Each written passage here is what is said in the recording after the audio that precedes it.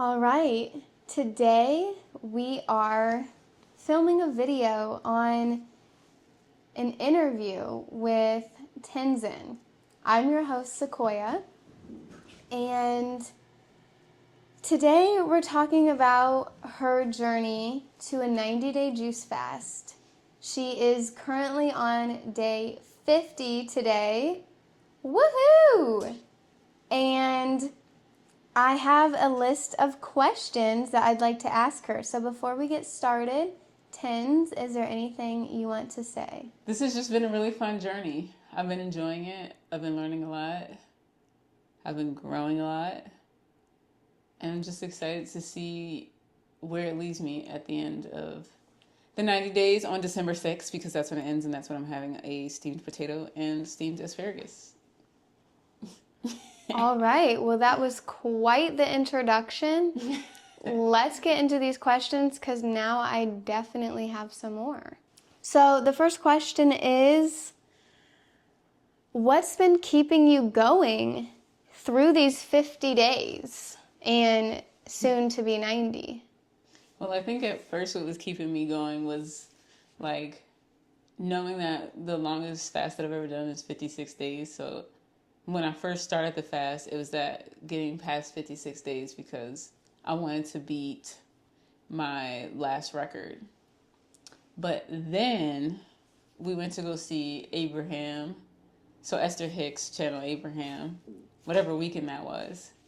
And then that's when my reasoning shifted, like my reason why shifted, which is great because when 56 days came up, it might have been a little harder to like get through if that was my only reason. Then day 58 and onward, it would have been like, why? Because I've already beat, my original goal. But then it became about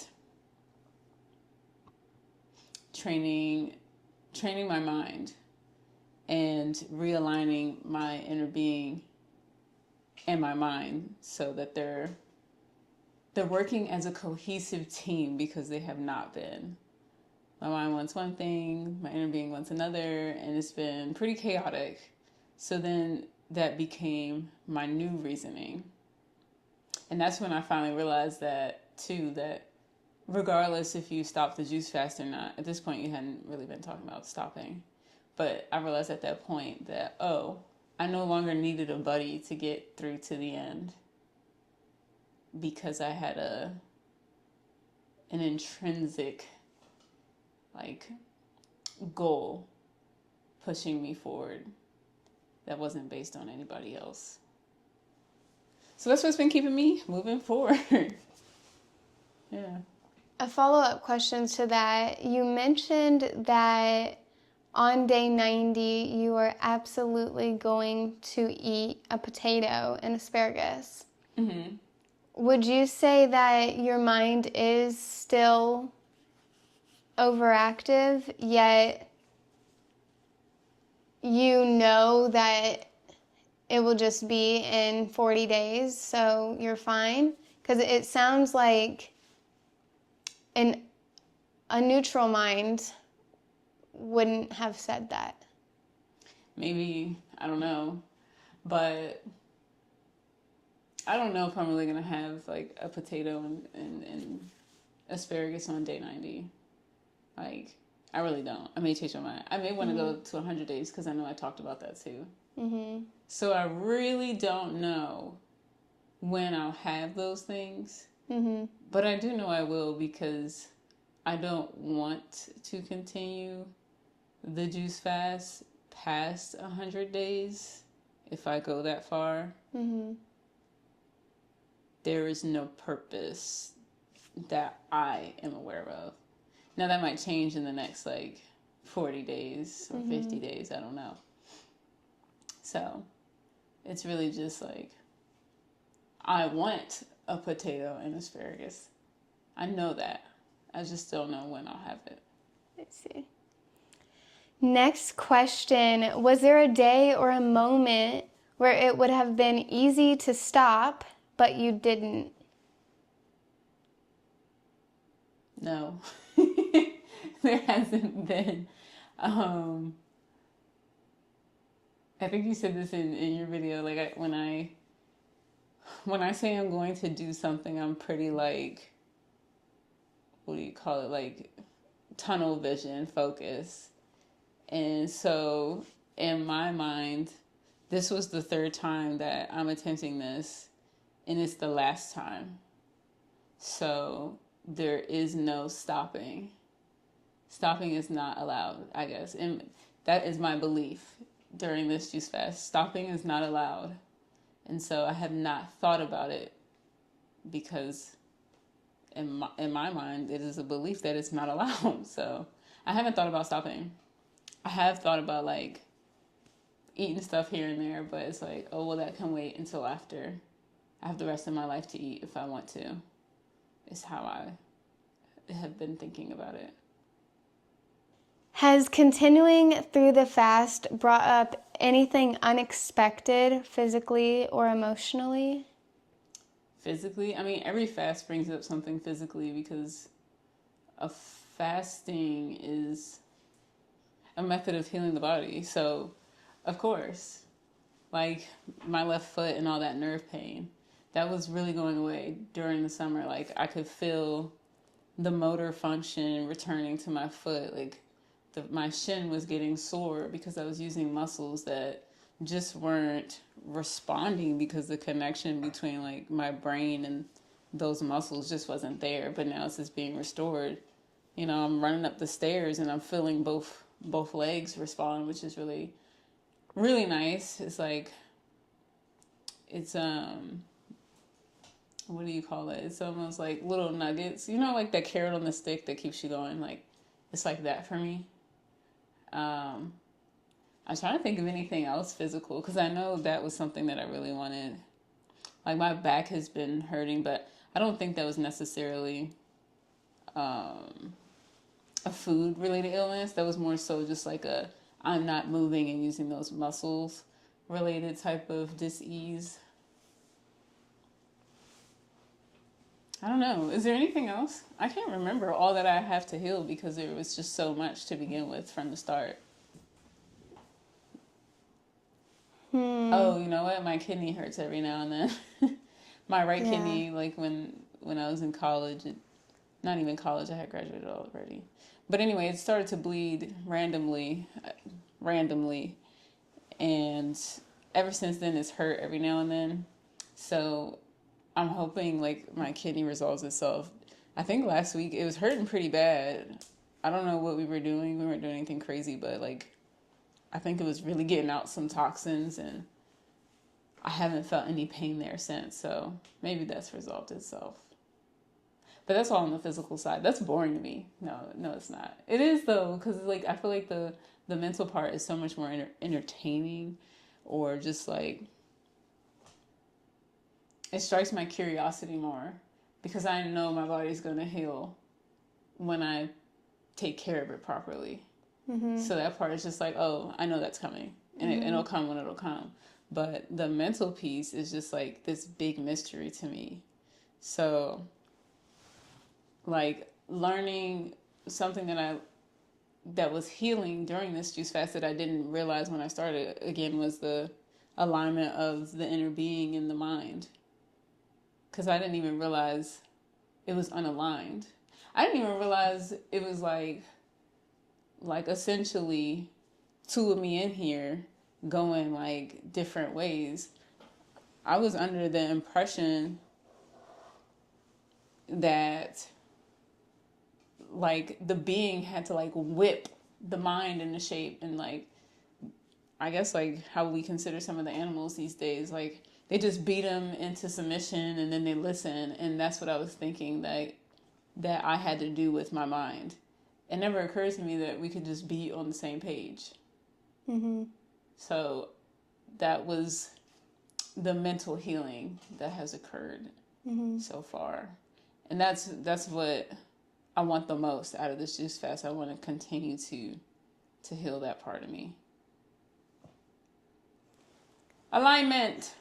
And how will you stay in alignment when you start to eat again? That is a really good question because I have no fucking clue.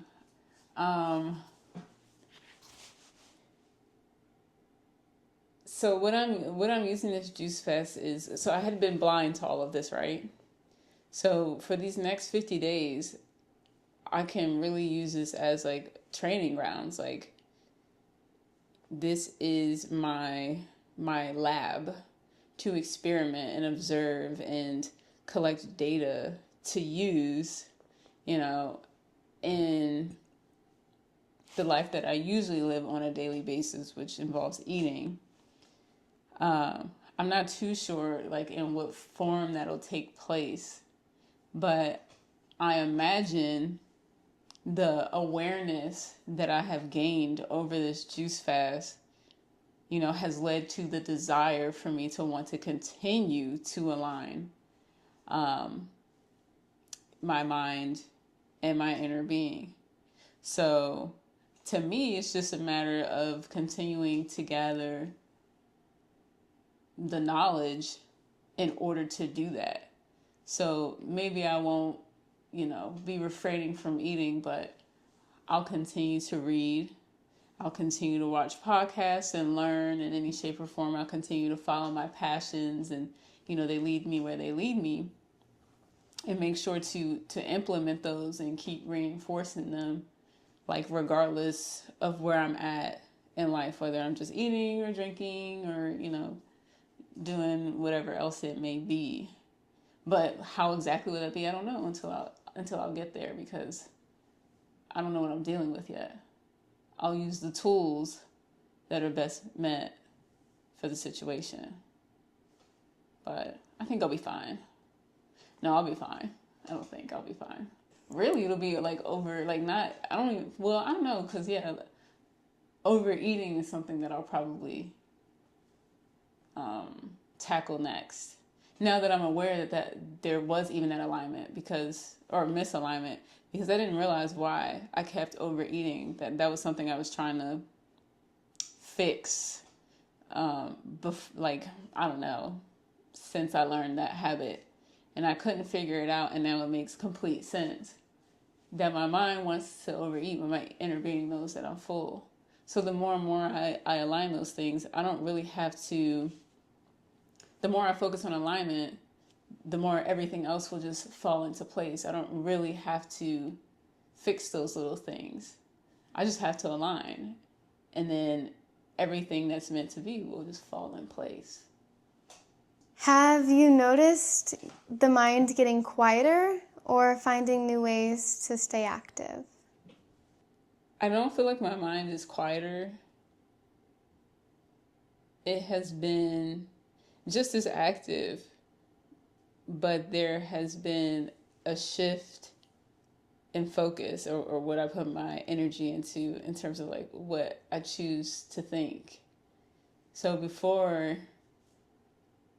I go to sleep like with anxious, paranoid thoughts. It's like it's why I had a lot of trouble sleeping, minus the sleep apnea that I used to have, but it was like the anxiety. So I would go to sleep worried about the next day, and then I'd wake up worried about the day.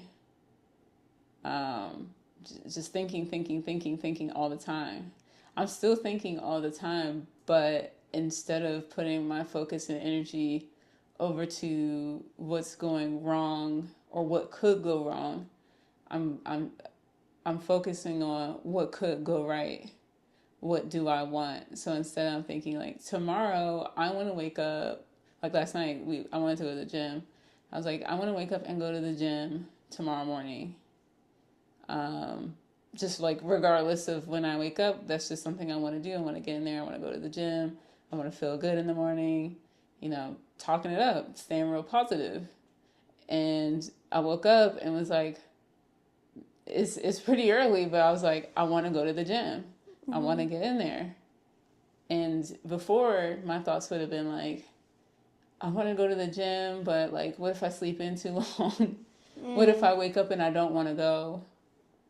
Like, yeah, I was like, what if I get hurt?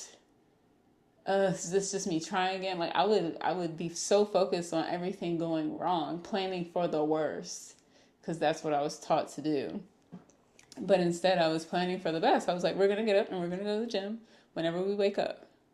Yeah, that's what your mom said not yesterday. Your mom said Yeah, she was planning for the worst. Yeah, she said, I got to plan for the worst. Yeah, that's why I recommended the Esther Hicks book to her, because that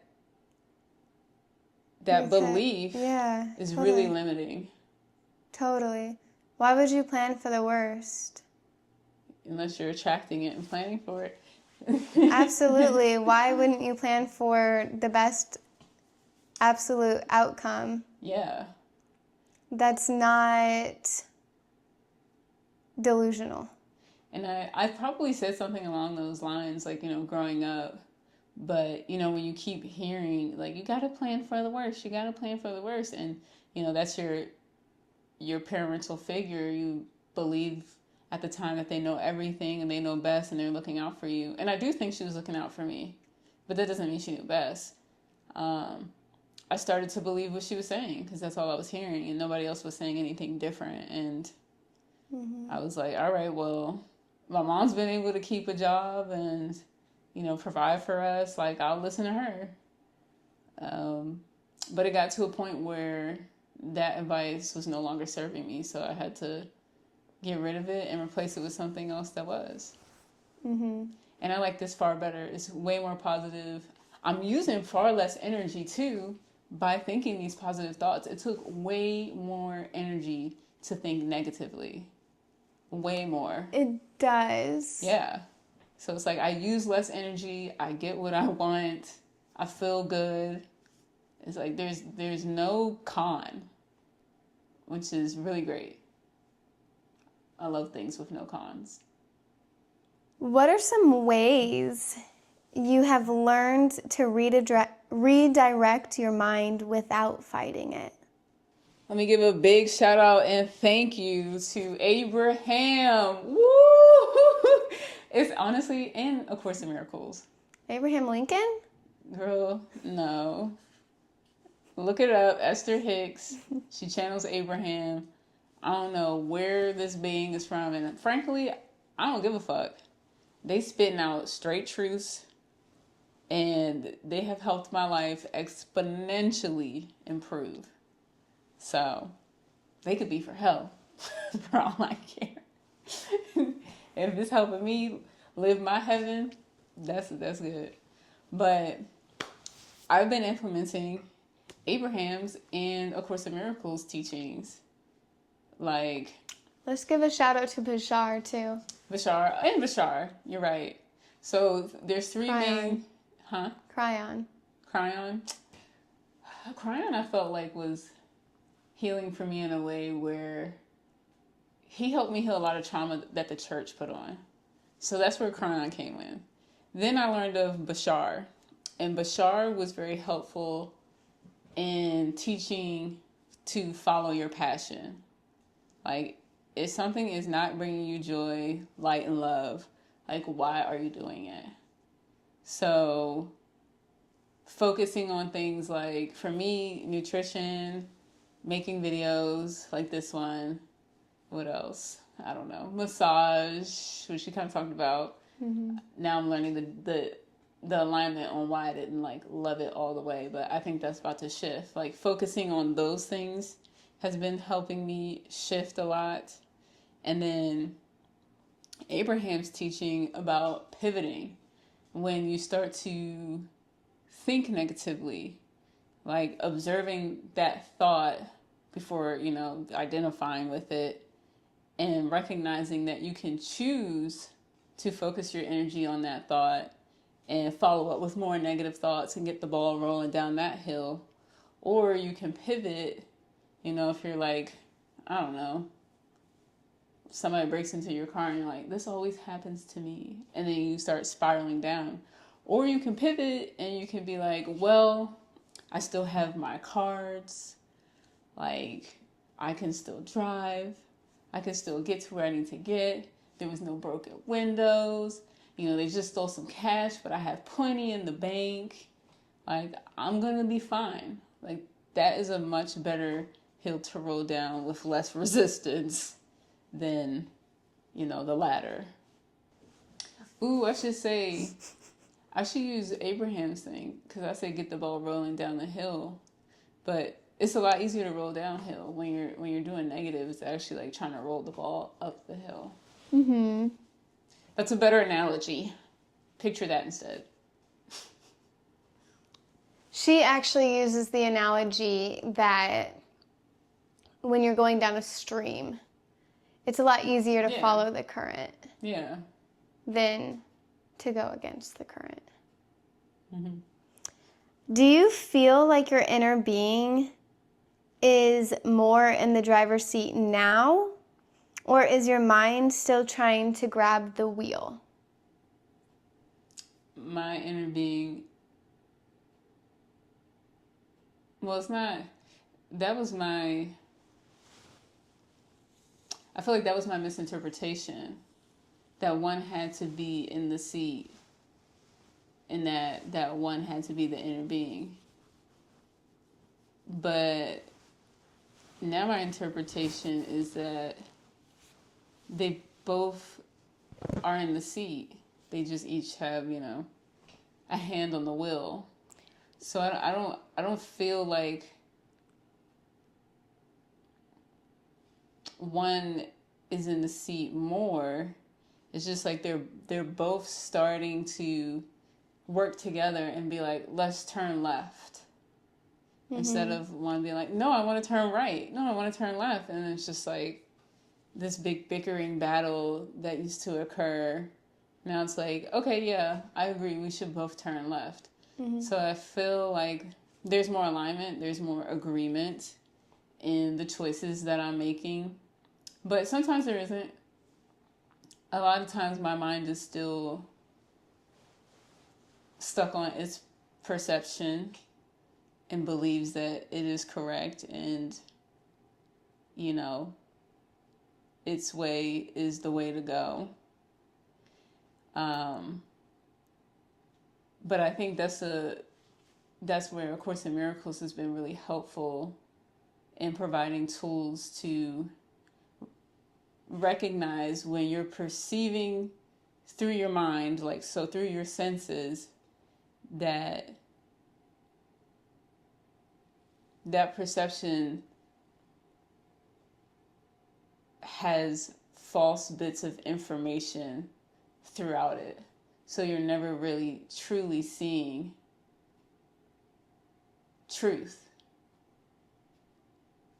because our perception is separated from our inner being, which is the only one that really knows truth. At least that's what A Course in Miracles was saying. And in order for the mind to perceive, it has to come out of alignment in order to see everything. But none of that is truth. So then it has to come back into alignment. And then we work together that way. So A Course in Miracles has been teaching me that. Now, do I always remember that in the moment? Hell no. I'm like, Sequoia's mad at me. That's the truth, because that's what my mind is perceiving right now. And I'm going to respond to that situation as if that is truth, even though it's not. Because honestly, if you're mad, you're not mad at me. That's a projection of whatever is going on in your mind, in your inner world. You're not mad at me. So it's like remembering what I see is not always true. And then coming back into alignment to really discern, what am I really seeing here? Let me take all this data back in, bring it back to being, and be like, yo, what did I just witness here? What's going on? And that's the part I'm working on. That's really difficult for me right now. But it's fun. It makes life interesting. At least otherwise I'd probably be bored out of my mind. True. I just be like, what am I? Everything's perfect. What do I do here? I don't know. That's how I feel, because again, I don't see perfection every time I'm perceiving. So isn't that weird? But my being does. If you were to stop the juice fast today, would you regret it? Hell yeah, I would. at least for a couple of days. But because I don't want to, I probably wouldn't want to feel like that, right? Because that doesn't feel good, like regret. But I ain't gonna lie, I probably go through the motions. I would feel regret, and then start implementing all these tools in here to realign with a better feeling. Because I don't want to feel like that. But I think it would take a minute. It's not automatic for me quite yet. But I do think there would be some initial regret because I want to make it to 90 days. And I'm going to. What's a belief about yourself that's changed or is currently unraveling since you've started? I'll say this isn't just a juice fast. When you say started, I'm going to take this back to since we started our first juice fast. And it is the belief that I did not have control. This particular juice fast is showing me how much I really have control over my life. I understand that I can't control anything outside of me, meaning like I obviously can't control how you feel, or how others feel and what they do. But I can control a lot for myself. And I didn't believe that because I felt like life at first was just happening to me, and I just kind of had to like weather the storm and get through it, and I didn't have a say or choice in like whether or not it was rain, wind, hail, snow, blistering sun. It was just like, whatever, it is what it is. I just got to get through it. As time went, I realized that I did have control, but I thought I needed control of like the weather. But I needed control in how I perceived how I was going to get through the weather. Like, rain does not mean the end of the world, or like bad weather doesn't mean the end of the world, but that's what I was seeing it as, rather than like there's a solution here, if I pivot towards it on how I'm going to get through it. This is just my circumstances, but just because these are my circumstances doesn't mean I have to feel bad while getting through them. And you don't even have to get through that. Yeah. You flow. Just go through them. You go with it. But Yeah. Getting through is still implying that it will be tough. Well, I think because it still feels tough sometimes because I'm still in the learning phase of, Well, maybe because you're trying to get through it. Yeah, because You're still going upstream. That's what I was practicing and doing for so long. So now it's retraining. It's retraining. And so, yeah, instead of learning how to just get through it, just flow through the weather. If it's raining, get rain boots and a raincoat and an umbrella and you're good to go. If it's snowing, put on your snow boots, put on your thickest coat, put on your gloves, and you're good to go. If it's blistering, get your juice. Get down to a tank top, a bra, naked if you can, whatever, it'll all work out. And that's what I'm realizing. Instead of like what I was doing before is wearing the same outfit through everything and being like, oh, this sucks. If someone's watching this video and they're currently fasting and they're wondering if they can keep going, what would you say to them? You can keep going, especially if that's what you want. I would say check in with your higher self, your inner being. What is it that you want to do? And align your mind to that. And that's like really, put simply. It may feel more difficult in the moment, but if you feel any feelings of dis-ease or any negative emotions, you know you're not in alignment. Because if you were, you feel really good about the decision you're making. Both your mind and your inner being agree with what you're doing, so it's just really easy to go down the path and there's no negative feelings. But if there are, then you know that you're not in alignment, and you got to break down why you're not. So if you really want to continue, then you'll be able to. You'll just have some growth to do in that journey of continuing. And that's the fun part. That's what you gain from this. We're growing, forever expanding. And what happened if they started the juice fast and then stopped? Their partner's still on the juice fast. Just kidding, guys. Talking about me over here. I would still say the same thing. Do what you want. Make sure your mind and your being are in alignment, and that's what you want. And if that's what you want, then follow it. We're not here to be miserable. We're here to eat potatoes, guys. That must have been in my soul contract. 1 potato a day. You need 1 potato a day? Potatoes are really good. I came here, one of my many purposes was to eat potatoes. Mm-hmm. I'm convinced, I don't know anybody else who loves potatoes like me and Tens love potatoes. I do love potatoes. They're just so good. Most people talk about how they avoid potatoes, and as I got starch. Yeah, in a nightshade. Oh yeah, whatever.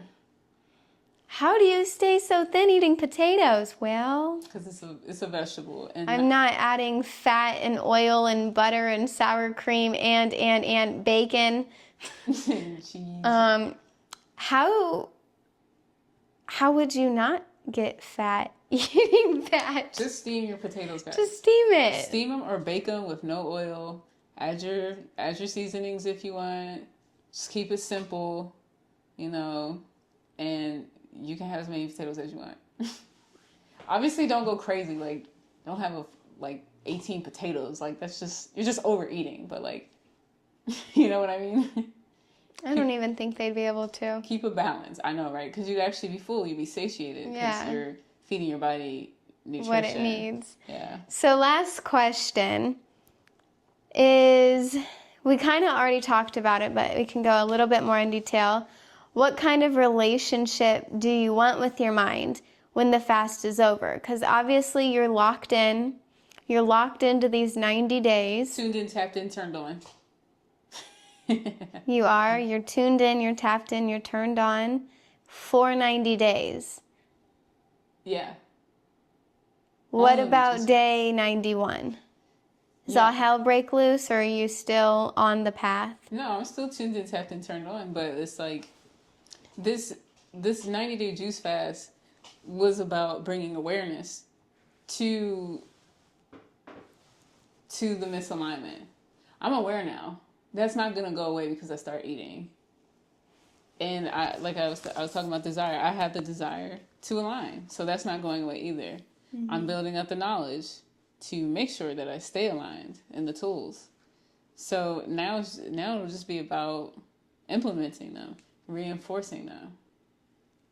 And so that's how I'm gonna stay on this path, regardless if I'm just juicing or eating, because staying on this juice fast, I've been able to do so by aligning. But there's going to be other things other than this juice fast that I want to complete or do in my life. We started a business.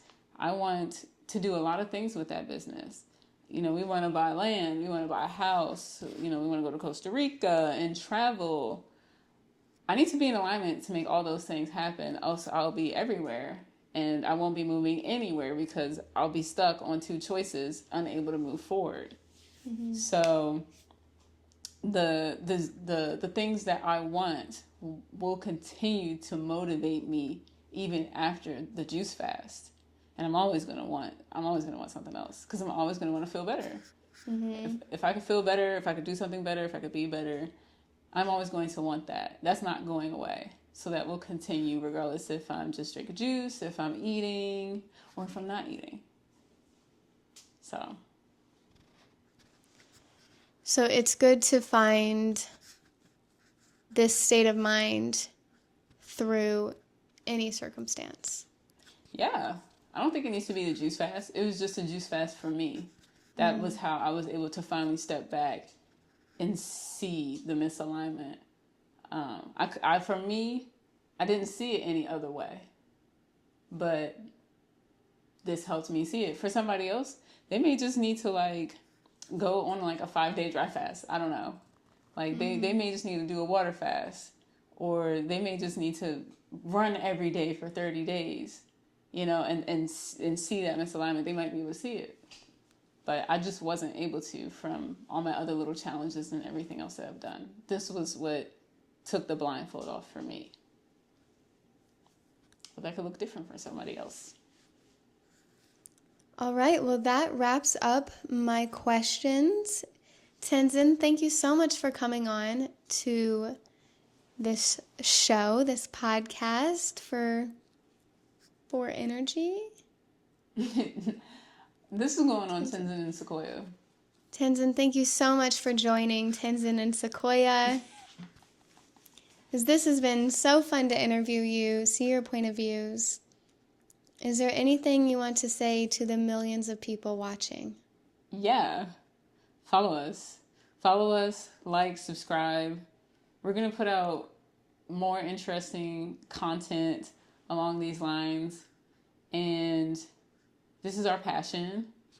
And we find a lot of joy in sharing our experiences and what we've learned to others. Because it helps people grow in the same way that, Esther Hicks and whoever wrote A Course in Miracles and everything else, everything that we share helps one another grow.